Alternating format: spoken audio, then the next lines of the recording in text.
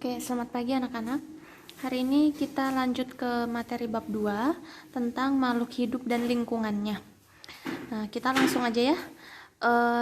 Yang pertama tentang komponen lingkungan. Jadi kamu harus tahu dulu lingkungan itu pengertiannya apa. Lingkungan adalah hubungan antara makhluk hidup dan habitatnya. Habitat itu adalah tempat tinggal. Misalnya lingkungan itu adalah di rumah. Di rumah kamu itu hubungan antara kamu dengan tempat tinggal kamu. Tempat tinggal kamu di mana? Di rumah. Nah, itu namanya lingkungan. Lingkungan di rumah, lingkungan sekolah. Nah, lingkungan sekolah itu adalah hubungan makhluk hidup dengan habitatnya. Habitatnya adalah sekolah, makhluk hidupnya adalah kamu dan teman-teman. Nah, itu namanya lingkungan. Nah, lingkungan sendiri itu dibagi menjadi dua komponen. Yang pertama itu adalah komponen biotik. Nah, komponen biotik ini itu adalah komponen yang tersusun atas berbagai makhluk hidup. Jadi isinya tuh makhluk hidup semua. Nah, itu biotik. Seperti mikroorganisme. Mikroorganisme itu bakteri. Nah, itu mikroorganisme ya. Hewan dan tumbuhan. Jadi biotik itu adalah makhluk hidup. Mau itu bakteri, bakteri juga makhluk hidup. Bakteri, cacing, tumbuhan, hewan, manusia. Nah, itu namanya komponen biotik.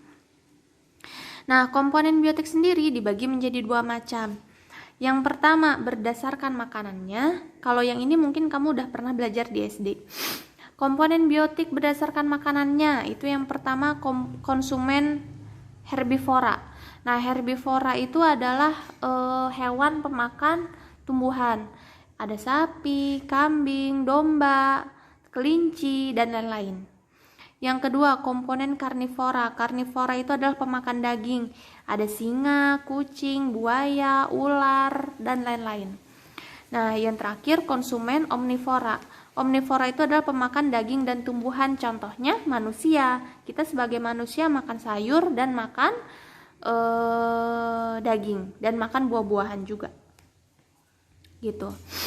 Nah, yang kedua, selain berdasarkan makanannya, komponen biotik itu dibagi berdasarkan cara memperoleh makanannya. Contoh, organisme autotrof. Organisme autotrof itu adalah makhluk hidup yang dapat membuat makanannya sendiri dengan cara fotosintesis. Contoh tumbuhan. Nah, kita kemarin udah belajar tentang fotosintesis. Jadi autotrof itu adalah makhluk hidup yang bisa buat makanan sendiri dengan cara fotosintesis, bukan dengan cara memasak. Ya beda maksudnya dengan cara memasak atau fotosintesis itu bukan. Ya, jadi kalau autotrof itu dia bisa memperoleh makanannya sendiri, dia bisa buat makanannya sendiri dengan cara fotosintesis. Sekarang kita cari tahu apa tujuan fotosintesis. Fotosintesis itu bertujuan untuk menghasilkan yang pertama, hasil yang pertama adalah oksigen. Oksigen itu fungsinya untuk hewan dan manusia bernapas. Dan yang kedua, selain oksigen, tumbuhan berfotosintesis juga untuk menghasilkan glukosa atau gula. Gula atau glukosa itu tujuannya untuk menambah energi tumbuhan itu sendiri. Nah, kamu mungkin di sini gula yang kamu maksud gula yang biasa kamu pakai buat di rumah memasak atau kamu pakai buat bikin teh, susu atau kopi. Bukan gula itu ya. Gula itu beda sama gula yang kita konsumsi sehari-hari sama gula yang ada dalam tumbuhan. Jadi kamu harus bisa bedain gula yang dimaksud itu bukan gula pasir gitu, bukan. Nah, gula di sini sama fungsinya kayak manusia. Kita juga butuh makanan yang manis, kita juga butuh minuman yang manis. Untuk apa? Biar kita itu badannya nggak lemes, biar kita itu punya energi untuk beraktivitas. Sama, tumbuhan juga gitu. Kenapa dia menghasilkan gula? Untuk menjadi energi tumbuhan itu sendiri, agar tumbuhan itu bisa hidup, tumbuhan itu bisa berfotosintesis. Gitu ya. Nah, yang kedua, komponen abiotik. Komponen abiotik itu adalah komponen yang terdiri dari benda mati. Contohnya air, tanah, batu, kerikil, udara, apalagi ya, dan lain-lain. Pokoknya cahaya. Nah, itu komponen abiotik. Benda mati, dia nggak hidup, tapi dia dibutuhin dalam satu lingkungan gitu. Contohnya kamu menanam bibit mangga, itu kamu pasti butuh yang namanya tanah, kamu butuh air, kamu butuh pupuk. Tanah, air, dan pupuk itu termasuk ke komponen abiotik atau benda yang tidak hidup atau benda mati. gitu ya. Oke, sekarang kita belajar urutan organisasi kehidupan dalam ekosistem. Ekosistem itu, oke.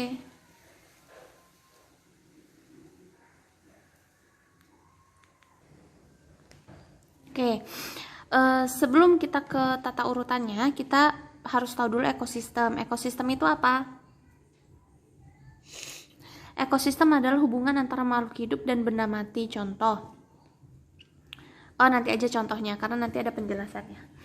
Nah, kita lanjut ke urutan makhluk hidup dalam suatu ekosistem, dari yang terkecil hingga yang kebesar. Nah, urutannya yang pertama adalah individu. Individu itu adalah makhluk hidup yang berdiri sendiri, yang tidak mempunyai hubungan antara sesamanya. Contoh, kamu di rumah melihara seekor kucing atau seekor kelinci. Nah, seekor kucing itu merupakan suatu individu karena kucingnya cuma satu. Gitu. Nah, itu namanya individu. Misalnya kamu di rumah sendirian. Nah, kamu itu adalah individu karena kamu sendiri. Tidak ada mama, tidak ada papa, tidak ada kakak, tidak ada adik, tidak ada siapa-siapa di rumah kecuali cuma kamu sendiri. Nah, itu namanya individu. Kamu melihara seekor kelinci, itu juga namanya individu karena kelincinya cuma satu. Gitu ya. Jadi makhluk hidup yang jumlahnya hanya ada satu itu namanya individu. Misalnya lagi contohnya, kamu menanam batang mangga misalnya di rumah. Nah, tapi mangganya cuma satu itu aja. Nah, itu namanya individu. Karena mangganya nggak ada temennya lagi, mangganya cuma ada satu, itu namanya individu. Segala sesuatu makhluk hidup yang dia hanya sendiri, tidak ada rekannya, tidak ada makhluk hidup sesamanya, itu namanya individu. Nah, yang kedua populasi. Populasi itu adalah sekelompok makhluk hidup sejenis yang hidup di wilayah yang sama. Contoh, kamu di rumah ada mama, ada papa, ada adik, ada kakak, ada kamu. Itu namanya populasi. Populasi manusia. Kenapa? Karena ada sekelompok makhluk hidup sejenis. Sejenis di sini berarti sama-sama manusia yang hidup di wilayah yang sama. Hidup di wilayah yang sama berarti maksudnya diam di rumah, sama-sama diam di rumah. Nah, itu namanya populasi. Contoh lain, kamu memelihara 3 ekor kucing. Nah, itu namanya populasi. Populasi di sini berarti sekelompok makhluk hidup sejenis. Makhluk hidupnya berupa kucing yang hidup di wilayah yang sama. Wilayah yang samanya berarti rumah kamu, karena di rumah kamu memelihara 3 ekor kucing. Kalau seekor kucing itu namanya individu, kalau 3 ekor kucing itu namanya populasi. Nah, berarti Ibu kasih contoh yang lain. Contoh populasi yang lain adalah populasi padi. Kamu kalau misalnya jalan-jalan ke daerah Jawa atau ke daerah Bangka bagian mana gitu, suka ada sawah. Nah, sawah itu isi di dalam sawah itu ada apa? Ada berbagai padi, ada bukan bermacam-macam padi, ditanam banyak padi. Nah, itu namanya populasi padi. Kamu nanam jagung, kalau nanam jagung biasanya nggak cuma satu, ada 10 batang, ada 20 batang. Nah, itu namanya populasi jagung. Atau kamu main ke Lampung, ke daerah tempat gajah. Di situ ada sekelompok gajah, ada 10 gajah, ada 15 gajah. Nah, itu namanya populasi gajah. Sekelompok makhluk hidup sejenis. Sejenis berarti itu jenis makhluk hidupnya harus sama, yang hidup di wilayah yang sama. Nah, itu namanya populasi. Yang ketiga ada komunitas. Komunitas itu adalah seluruh populasi ditempatkan di tempat yang sama. Contoh komunitas kebun. Kamu punya kebun di rumah, ukuran 2 meter kali 2 meter misalnya gitu. Jangan deh, 5 meter kali 5 meter misalnya gitu, biar agak gede. Nah, di kebun itu terdiri dari populasi semut. Di dalam kebun pasti ada semut. Terus kamu menanam 3 pohon mangga, berarti ada populasi mangga. Terus kamu nanam 3 pohon rambutan, berarti ada populasi rambutan. Dan di dalam tanah itu ada cacing, berarti ada populasi cacing. Satu wilayah yang terdiri dari berbagai macam populasi itu namanya komunitas.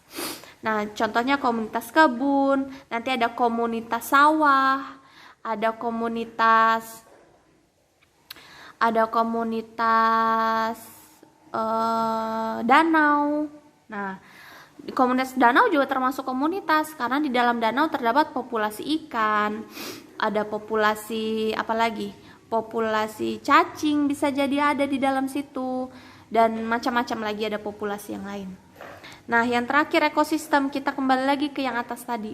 Ekosistem itu adalah hubungan antara makhluk hidup dan benda mati. Contoh ekosistem gurun, ekosistem danau.